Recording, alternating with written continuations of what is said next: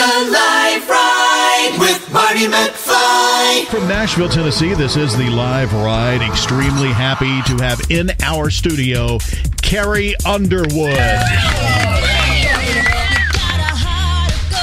Welcome. Thanks for being here. Thank you.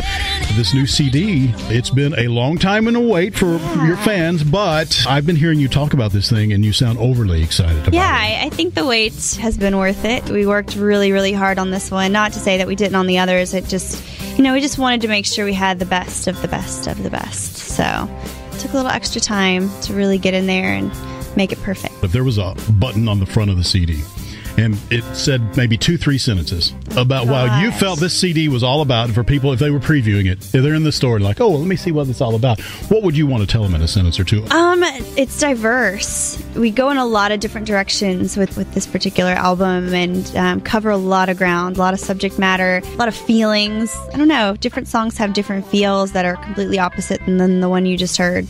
So it's just, you never know what's going to be next. And I think there's something for everyone. It's a surprise. It is. It's a very pleasant surprise. We're talking with Carrie Underwood. Can I ask you a question about the Carrie Underwood before Carrie Underwood? Sure. What do you miss about the old Carrie Underwood? Because it's a different life now. I don't get to spend much time with my family or my friends like I used to, especially going back to see my mom and dad.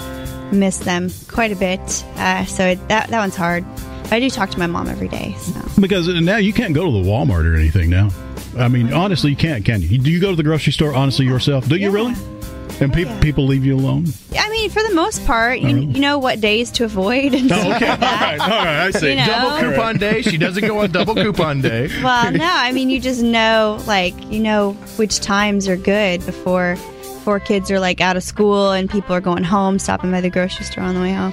You just, Senior Citizen Day, that's a good day to go. I showed up on a Saturday and there were cloggers outside. Oh, nice. Cloggers and a band. I was only in Nashville. The Live Ride. Well, here we are, the Live Ride crew. Giddy, I tell you. Just giddy. So welcome back, Carrie Underwood, to the show.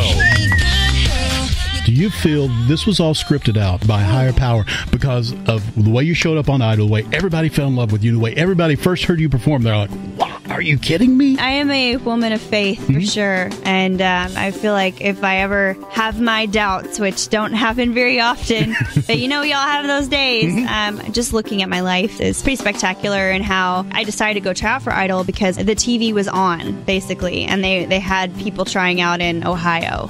And I was like, oh, well, let me go look that up. If my TV hadn't been on, I wouldn't have seen that, That's amazing. I went and saw they were having auditions in St. Louis. If I hadn't asked my mom where St. Louis was, then she wouldn't have asked me why, and I wouldn't have told her, and then she wouldn't have offered to take me there. And then everything that happened was so perfect. The Live Ride. Let's welcome back to our studio, Carrie Underwood. Carrie, a lot has been said about your marriage, and you have the perfect setup going here. I'd say so. From everything. Now, let me ask you this. Do you think it's easier for someone that is famous to date someone else that is famous? In dating before Mike, I kind of went back and forth because I would date people in the entertainment business industry. It was just ego and dealing with who's more famous. I don't feel like it ever came from me. I could just feel resentment or something like that from the other person. It was just weird. Oh, really? And then I felt often used by the person I was dating to try and bump their cool status. Paparazzi always knew where we were, and it was just oh, you didn't know if they weird. were getting kickbacks or what the deal was. Well, I mean, I don't know. So I would be like, okay, no more people in the business, nothing like that. And then I try to date a normal guy, and there's insecurities, and See, that's what I was wondering so busy, about when you go to the other side. Yeah. So I was like, well, there is no right answer. And then I meet Mike, who's such a normal guy. He understands my life and how busy I am and all that, but he's not in the business of trying to be popular. He's a hockey guy. He's out there to do a job, and he's so dedicated and so wonderful. He's that perfect balance of he understands what I go through, but he's not trying to... It's just enough on the fame scale, but not a competition going on there. He lives in the limelight, understands what it's like. A lot has been said, and I listened to a quote from you. A lot has been said about the hockey beard, and you said, you quoted how you hated that people made a big deal out of that one quote because you do talk about how wonderful he is. Yes, and I'm like, I swear, baby, I say nice things about you, but nobody prints them.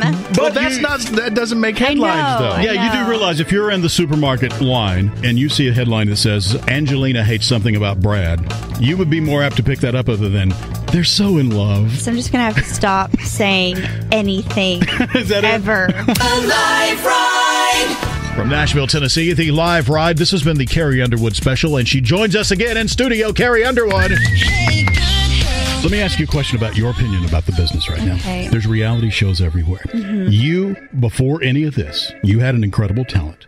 Obviously, American Idol was a great platform. It was a great launching platform. Yes.